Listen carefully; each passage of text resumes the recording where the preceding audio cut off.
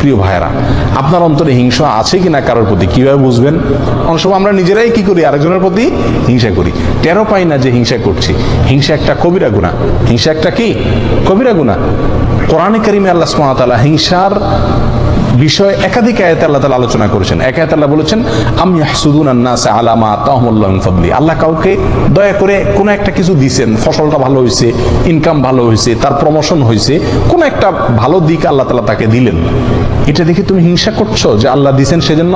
তার মানে তুমি তো আল্লাহর এই ফয়সালাকে তুমি মানতে পারছো না। রেজাবিল কাজা ইমানের গুরুত্বপূর্ণ পয়েন্ট। তার মানে তোমার ইমান আছে কিনা এটা নিয়ে সন্দেহ। আল্লাহ তাকে দিয়েছেন, এটা আল্লাহর ফয়সালা, অতএব এটা তুমি সন্তুষ্ট থাকতে হবে। তুমি হিংসা করলে তার কোনো ক্ষতি করতে পারবে না।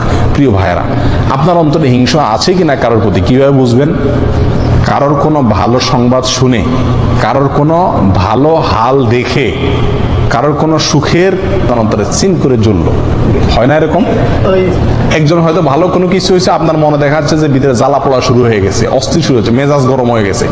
কারোর ভালো শুনে, ভালো দেখে যদি আপনার মেজাজ গরম হয়ে যায়, ভিতরে জ্বালা পোড়া হয়, এটার মানে হলো আপনার ভিতরে কি আছে?